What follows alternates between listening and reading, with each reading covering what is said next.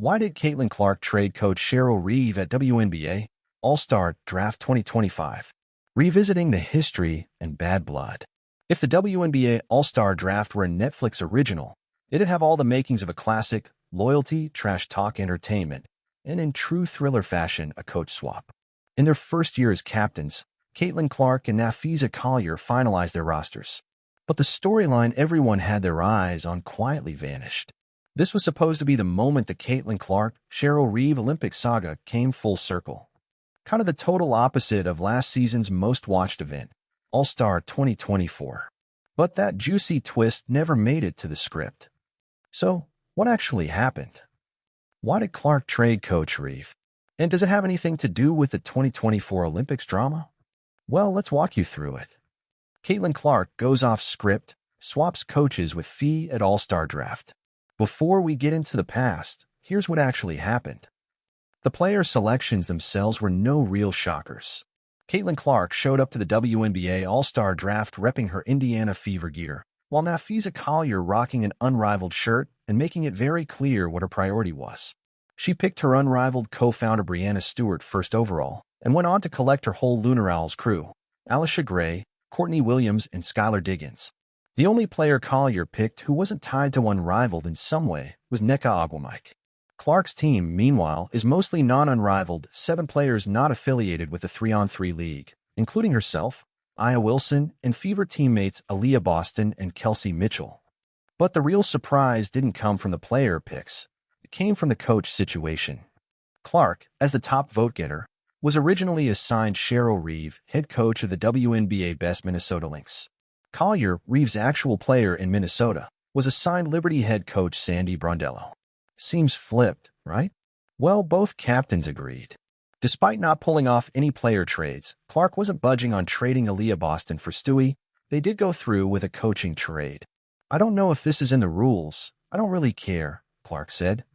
But I think we've already discussed we are going to trade coaches. She added with a laugh, sorry WNBA, sorry ESPN, but we just made it a rule. Sandy Brondello, come on over, let's get to it. Collier, now reunited with her own coach Reeve, was loving it. I love Cheryl. She's my coach here, she said. That's just going to be worse for Team Clark. More chemistry, more synergy.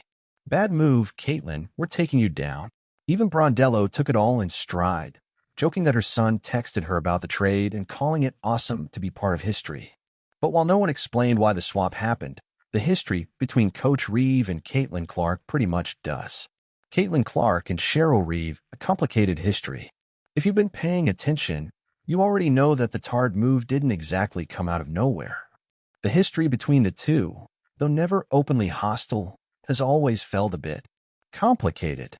It all really started when Cheryl Reeve wasn't thrilled about a preseason Minnesota Lynx game being left off the WNBA League Pass.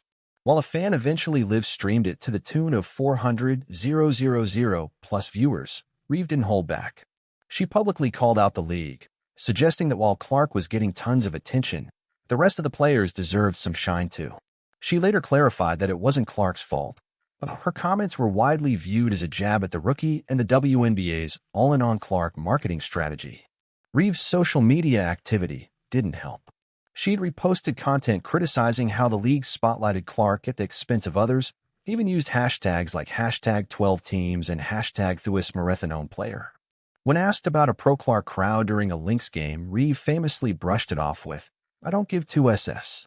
Not even 1 SOT. To be fair, Reeve also acknowledged Clark's talent publicly and admitted the hype wasn't just hype, it was backed by skill. But then came the Olympics saga.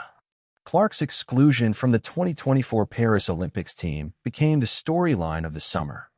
As head coach of Team USA, Reeve took a lot of heat, even though she insisted she had no control over the roster. I think what people don't get about it, and it's okay, you can't change what people think. The coach of the national team truly has no power in the selection of the team, Reeve explained.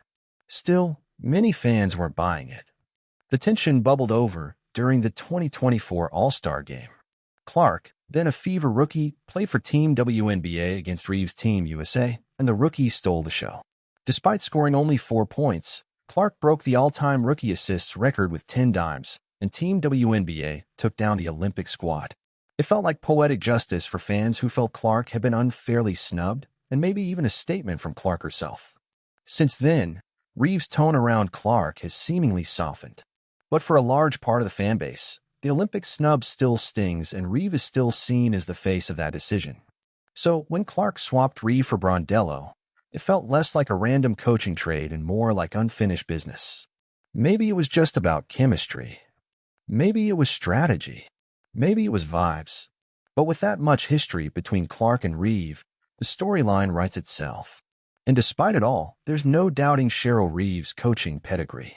Hands down, one of the sharpest minds in the league, no matter whose sideline she's on.